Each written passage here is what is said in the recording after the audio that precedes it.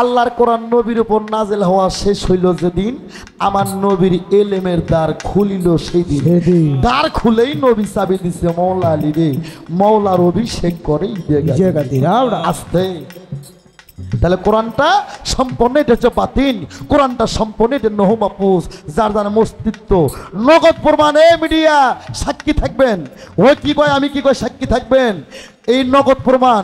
তুমি মসজিদ ঘরে কোরআন তুলে রাখছো 1400 বছর ধরে, আর ক্ষমতা আছে কথা বলা না যতক্ষণ আমি আমার মুখ থেকে বার না হবে। এই নহ মাহফুজ থেকে যতক্ষণ কোরআন মুখ থেকে কালাম রূপে বার না হবে, কোরআন আসতে। এই কোরআনটা সম্পূর্ণ নহ মাহফুজ, সেই কোরআনটা মানব মুক্তির সংবিধান। কোরআনের সারমর্ম কি বাবা? কোরআনের সারমর্ম কি ও মায়েরা তোমরা কি জানো নি?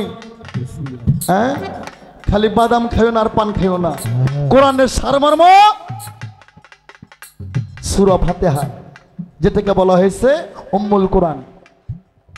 আর সূরা ফাতিহার সারমর্ম বিসমিল্লাহ। যে বিসমিল্লাহর হয় না ওজন দুনিয়া দিলে তামান, বিসমিল্লাহ বলে মুখের জবান খুললাম। কোরআন দর্শন প্রমাণ। বিসমিল্লাহ যদি পাল্লার এক মোড়ে তুলে দেওয়া যায় আর সারা পৃথিবী যদি এক মোড়ে তুলে দেওয়া যায়, বিসমিল্লাহর মোড়েই ঝুঁকে পড়বে। নগদ প্র্যাকটিক্যাল প্রমাণ। আমরা রশি সরকারের ছাও, তুমি বিসমিল্লাহ এখনই কাগজের নেই একটা পাল্লাই দাও, এমন একটা 50 গ্রাম পাথর তুলে দাও, ওজন কোন মোড়ে বেশি হইব? এই পাগলাই তো বউ কয় মা করে, ওই পাথরের মোড়ে ওজন বেশি হইব। কেননা তুমি 14,000 বছর বিসমিল্লাহ বিসমিল্লাহ করলে কাজ হইব না, তোমাকে আগে নিজেই বিসমিল্লাহ হইতে হইব। তাহলে কোরআনের সার অংশ সূরা ফাতিহা, সূরা ফাতিহার সার অংশ বিসমিল্লাহ, বিসমিল্লাহ সার অংশ বেহরফ, আর বেহরফের সার অংশ লোকতা, আর এই লোকতাটাই মৌলা আলী, লোকতাটাই যার যার গুরু। আস্তে, এই তো তাহার কথা ছিল আমি দিলাম রে বুঝিয়া। আর আমার শিষ্যরে আমি যে টিপি দিছিলাম 4 অক্ষর যে জব করছে, আমার কইবারও নাই আর আমার সইবারও নাই। সুন্দর জব তুমি করছো, আল্লাহ তোমারে বাঁচায় রাখুক। তো এইবার একটু ডিজিটাল প্রশ্ন করতে চাই বাবা। ডিজিটাল কথা বোঝেন না? হাদিস কোরআনের কথা মেলা শুনছি। এ বাবা, শিষ্য তো আমার আনিস, আমি গেছি আমার শিষ্য বাড়ি। গুরুরা তো একটু দুধ পাইলে তাদের ভাত খাওয়ার লাগে না কি বাবা? একটু দুধ ভোজনা করে, কাঁচা দুধ ভোজনা করে। আমার শিষ্য বাড়িতে নাই, আমার শিষ্য বৌমা আছে বাড়িতে। আদেশের গাভীর দুধ জানলো রে কিনিয়া, কিন্তু আমার একটা নাতি ছেড়া আছে ছোট, আর হাত নাই গিয়া আদেশের মধ্যে এক পা পড়ে গেছে। কয় আমার গুরুকে সেবা দেবো, আদেশের দুধ এক পা পড়ে গেছে। নিয়ত যেটা করছি আদেশের দুধ দেবো, কিন্তু এক পা পড়ে গেছে, আর এক পা কোথায় পাই? আমার শিষ্যর স্ত্রী তার নিজের স্তনের এক পা দুগ্ধ ওই গাভীর এক পা দুগ্ধের মধ্যে মিশাল করছে। আমি তো দরবারে বসে আছি, আমার শিষ্য বাড়িতে আসছে। আমার শিষ্য বৌমা কয় স্বামী কামসারা। কয় কি? কয় এই ঘটনা। হ্যাঁ, কয় ঠিক আছে গুরুর কাছে দাও। আমার কাছে নিয়ে আসছে, নিয়ে আসে ভক্ত, আমার ভক্তের বউ গলায় কাপড় নেয়। কয় দয়াল একটা ঘটনা হয়েছে কি? কয় আদেশের দুগ্ধের মধ্যে আপনার নাতি এক পা ফালাই দিছে, আর আমার স্তনের এক পা দিয়ে আমি আদেশের মিল করছি। তো দয়াল গো, আপনি যদি এই দুধ কটা ভোজন করেন তাহলে আমি বড় শান্তি পাব। তা আমি বললাম বাবা আনিস, তুই যদি আমার সত্যিকারী ভক্ত হয়ে থাকিস, আমার শিষ্য যদি হয়ে থাকিস, এখন তো আমি বুড়ো হয়ে গেছি, আমি দরবারের দায়িত্ব তোরে দিয়ে দিছি। তো বাবা আনিস, তুই আদেশের দুধ, গাভীর দুধ আর মেয়ের দুধ একাত্র হয়ে গেছে, তুই গাভীর এক পা আলাদা কর আর মেয়ের এক পা আলাদা কইরা, মেয়ের এক পা আলাদা কইরা তুই রাখে, আর গাভীর এক পা দুধ আমারে বাইসে বাইসে দে। তো বাবা তুমি যদি আমার ভক্ত হও, গুরু ভোজনা, গুরু দুধ না খাওয়ালেও তো না, তুমি তোমার স্ত্রীর এক পা দুগ্ধ বাইসে আলাদা কইরা গাভীর এক পা দুগ্ধ তুমি আমারে বাইসে দেব, বাস। আর একটা গুরু ছিল পৃথিবীতে, ভক্ত বাড়ি যায়, ছিল সে মহিলা ভক্ত রে, তার তো স্বামী নাই। শাস্ত্র পড়ে জানি ভাই, গুরু গেছে দয়াল কি দিয়ে তোমার চরণ ভজিব, কি দিয়ে তোমার ভজন করব, কিছু নাই। বাজারে যায় কয় আমারে কিছু দাও, আমার গুরু ভজনা করব। তোমরা নিকে বাসরে, আমি গুরু দর্শনে যাব, গুরু ভজনা করব, তোমরা কি কেউ আমারে ভিক্ষা দিবে রে? কেউ ভক্তরে ভিক্ষা দেয় না। এক দোকানি কয় আমি তোমারে কিছু ভিক্ষা দেব, কিন্তু বিনিময় কিছু দিতে হবে। বলে আমার কাছে কানা করি নাই, কয় আছে। তুমি বলো দেওয়ার মতন যদি কিছু থাকে তুমি কি আমারে দেবে? কয় হ্যাঁ দেবো। ছোটে বলবো বাবা। কয় কি চাও? কয় তোমার একটা স্তন আমার দিলে আমি তোমার কিছু দক্ষিণে দিব, তোমার গুরু ভজনে লাগবে। করে তখন ওই শিষ্য কয় হে দোকানি, তোমার কাম লোভ যদি আমার উপরে এতই হয়ে থাকে রে, ঠিক আছে নাও আমার স্তন নাও। ওই শিষ্য তখন স্তন কাঠে দোকানিকে দেয়, স্তন কাইটে দোকানিকে দিয়ে কিছু ভজন নিয়ে রক্তমাখা শরীর নিয়ে থরথর করে কাঁপতে কাঁপতে বাড়ির দিকে যায়। যা গুরুকে ভজনা দেয় দয়াল, আমার আর উপায় নাই, উপায় নাই গো। গুরু কয় মা তোর কি হয়েছে? কয় বাবা কিছু হয় নাই। কয় কেন রক্ত পড়ে? কয় বাবা কিছু না। ও আমি বুঝি, তুই তোর নিজের স্তন বাজারে বিক্রি কইরা তুই গুরু ভজনায় আনছিস, ঠিক আছে? তুই আমার সেই ভবপারের ভক্ত হবি। পৃথিবীতে যারা ভক্ত হবে তোর দর্শন তোর আশীর্বাদ ছাড়া তারা এই পার হতে পার যেতে পারবে না। আর তুই যে স্তনটা বিক্রি করে দিছস, ওই স্তন আজও পৃথিবীতে থাকবে। ওই স্তনের দুগ্ধ পান না করা পর্যন্ত কোনো ভক্ত কুলে তারা ঠাঁই পাবেন। বাবা ভক্ত, তুমিও তো ভক্ত, সেই তো ভক্ত। তুমি কই তো সে কেমন ভক্ত ছিল, তার নিজের স্তন কাইটে গুরুকে সেবা দিয়েছে। সেই স্তনটা আজও পৃথিবীতে আছে। কোথায় আছে? আর সে ভক্তটা কে? হ্যাঁ, কেন বা তার স্তন কাইটে গুরুকে সেবা দিল? আর বলবো না, আর বলবো না। রোজ আসরের ভিতরে গুরু শিষ্যর সহবাস, তারপর হয় মেহেরা।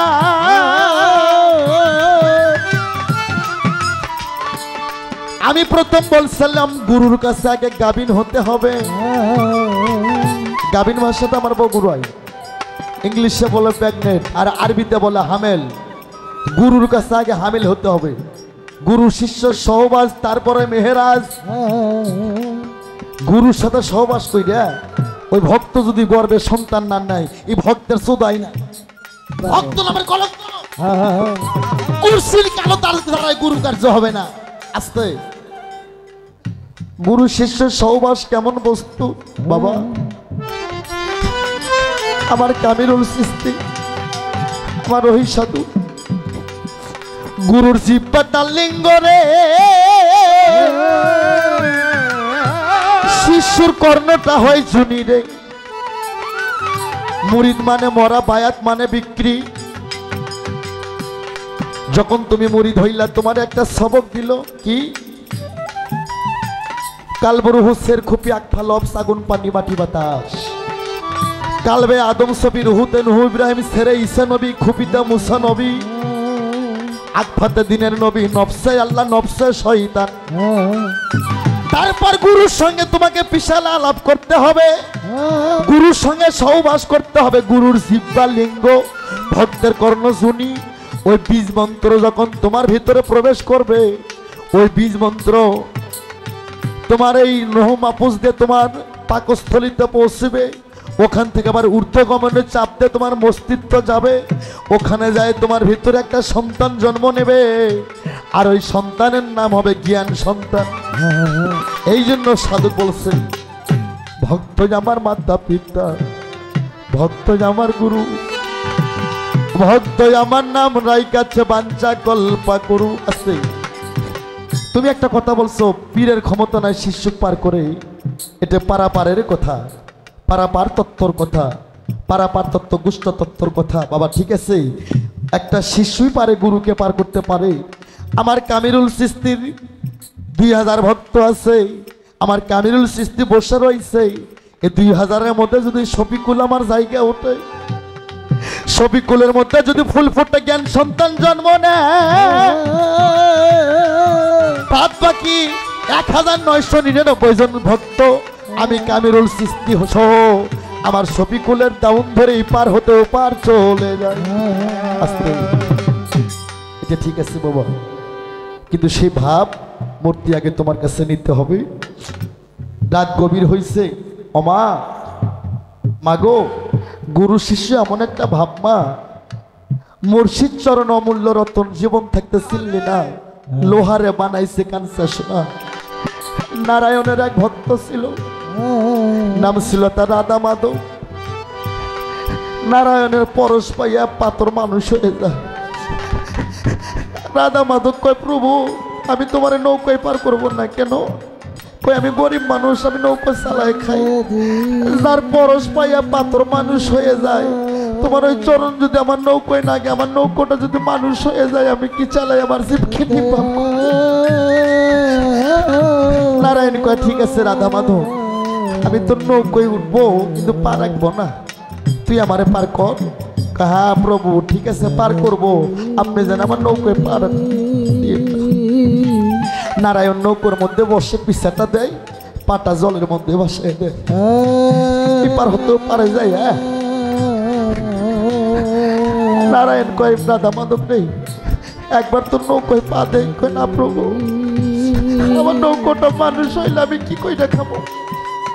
কয় একবার নেই, পাটা যাই একবার দেশে, নৌকোর মধ্যে আগুন জ্বলে গেছে। রাধা মাধব দেখে নৌকো মনে হয় পুরে ছাই হয়ে যায়।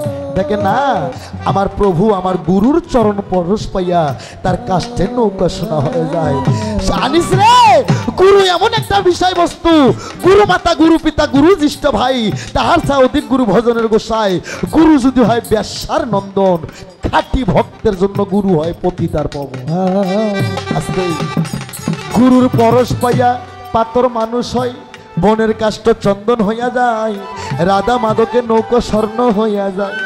তোরা বুঝবি না, আজকে একটা গ্যারান্টি দেই, আমি চ্যালেঞ্জ করে দেই। বাবা শোনো, বাংলাদেশে অনেক পীর মুর্শিদের আবির্ভাব। আমার বাবা রশিদ সরকার যদি মানিকগঞ্জে তার জন্ম না হতো, কি বাবা কামিরুল চিশতি তরিক মানুষ বুঝতো, কিন্তু এভাবে বুক খুলে বলার সাহস হইতো না। বিলাইত মানুষ বুঝতো, কিন্তু বিলাইতে ভাবে জোর করে করার কারো সাহস হইতো না। আমার বাবা রশিদ চান, তুমি কি হারাইছো? হ্যাঁ তুমি কি হারাইছো? থাকে অমুক বাবারে দেখো কবরের মধ্যে, মান দিনুকা মান রাব্বুকা, রব মানে কি আল্লাহ, তোমার দিন মানে কি ইসলাম, ইসলামের নবীকে মোহাম্মদ মোস্তফা।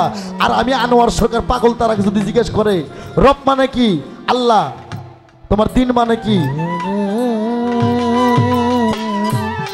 তার নবীকে, তখন আমি কই হযরত মুহাম্মদ মুস্তাফা সাল্লাল্লাহু আলাইহি ওয়াসাল্লাম। হ্যাঁ তুমি গুরু ধন বোঝো না বাবা। সেই রশিদ সরকার বাবা 2 মিনিট একটু ভাব করতো গায়ে মুভি। আমার বাবার একটা মেয়ে ছিল, নাম ছিল তার শিউলি, কি তারাবাই। অনেকবার ওই দরবারে গেছি আমার তারাবাই। ওমা একটা কথা কই মা, যার মুখটা খারাপ তার দেহটা খারাপ না মা। দেখা চোখে দেখলে খারাপই লাগে, কিন্তু খারাপ মানুষ যে কত ভালো রে মা, আমরা বুঝি না। বাবা তখন গান করে টাঙ্গাইল থানাপাড়া, তখন আমি ছোট মানুষ। বাবার ওই শিউলি নামে মেয়েটা ছোট, আজিমপুরের মাতবরের পোলা, তারে ঢেল দিয়ে ইট দিয়ে এমন জায়গায় আঘাত করছে, সে মেয়েটা মারা গেছে। হাদিস কুরসি প্রমাণ আছে, মেয়েদের দয়া বেশি বাবার ওপর, আর ছেলে সন্তানের দয়া বেশি মার ওপর। আমার বাবা রশিদ চাঁদ তুলা চাঁদের পর যদি কাউরে ভালোবাসত, ওই মেয়েটারে ভালোবাসত। আমার পাগল তারা ভাই জানে, আমার অনেক গুরু ভাইরা জানে। মেয়েটা যখন মইরা যায় বাবা গান থেকে আসে, আমার বাবা মেয়েরা ডাক দেয় কিন্তু মেয়ে আসে না, বাবার কিছু ভালো লাগে না।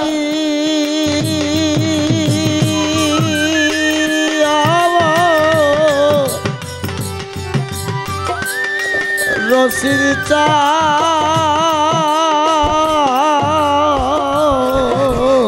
আস্তে আস্তে কানা গোসব পাইয়া বাবার কানে গেল, কয় গ্রামের মাতবর আপনার মাইয়ারে মাইরে হালাইছে।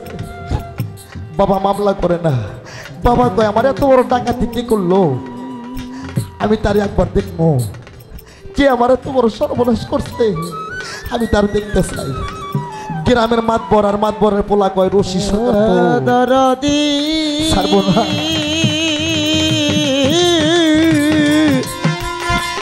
বাজান রে বাজানো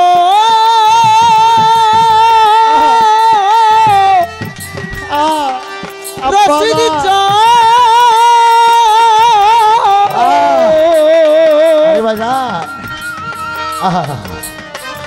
দরদি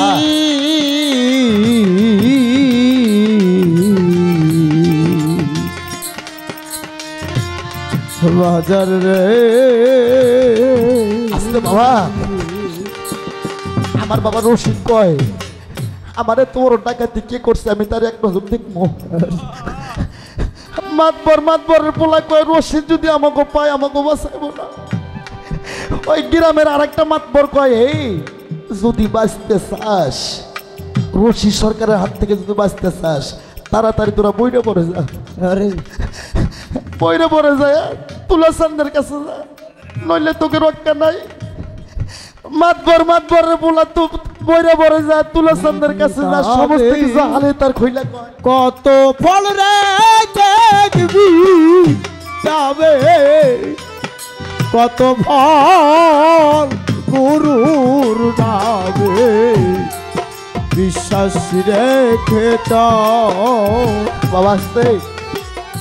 তখন ওই মাতবর আর মাতবরের পোলা তুলা চান্দের পায়ে পড়ে কয় বাবা আমার পোলা তো সর্বনাশ করছে, রশিদের মাইয়ারে মাইরে ফেলাইছে, রশিদ পাইলে তো আমাকে বাঁচাবো না, আমাকে এক্ষুনি মুরিদ করেন, তুলা চান্দের কাছে যা দুইজনে মুরিদ হয়।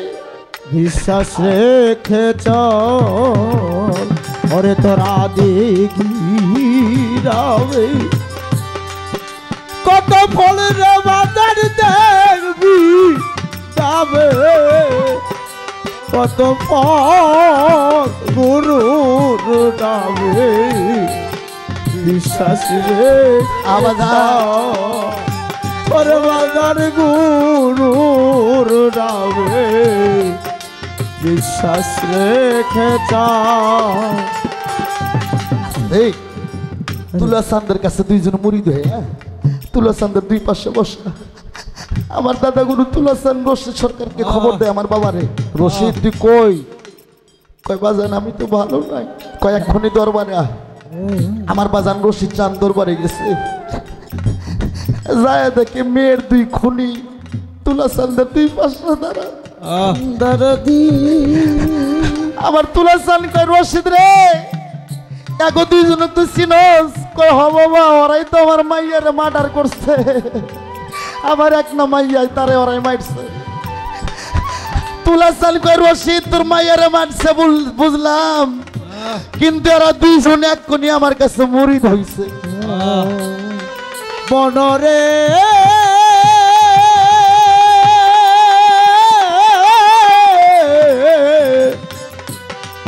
লোভিব বাবা রশিদ তোর মাইয়ার খুনি ঠিক আছে বাবা, কিন্তু এরা দুইজনে এখনই আমার কাছে মুরিদ হইছে, তুই কি আগে ক্ষমা করবি না? আমার রশিদ বাবা তুই হাত বাড়ায় ডাকে আয় আমার বুকে আয়, আমার এক মাইয়া হারাইছে তাতে দুঃখ নাই, একটা মাইয়ার লাশের বিনিময়ে আমি দুইটা তরিকার ভাই পাইছি রে, আমার জ্বালা জুড়াই না, আমার জ্বালা জুড়াই না, ওরে জ্বালা জুড়াই না,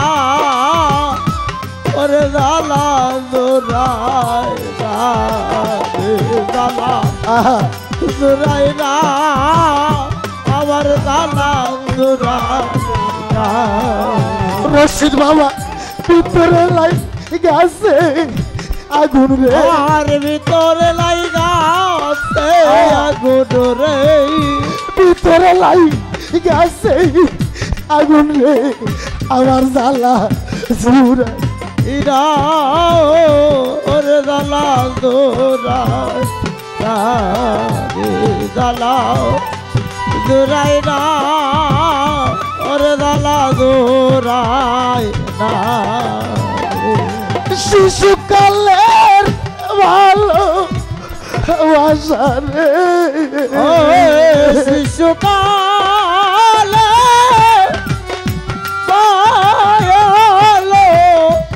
বাসারে শিশুকালের ভালো বাসা রে রশিদ বাবা কেমনে গেছাও ভুলে রে আমার জ্বালা জুড়াই না আমার জ্বালা জুড়াই রে জ্বালা জোড়াই না ওরে জ্বালা জোড়াই না ওরে এই জগতে মায়া জানে সন্তানের জ্বালা রে আর মায়া জানে সন্তানের জ্বালা রে ভাইয়ে জানে ভাইয়ের জ্বালা রে আমার জ্বালা জুড়াই না আমার জ্বালা জুড়াই জ্বালা জোড়াই না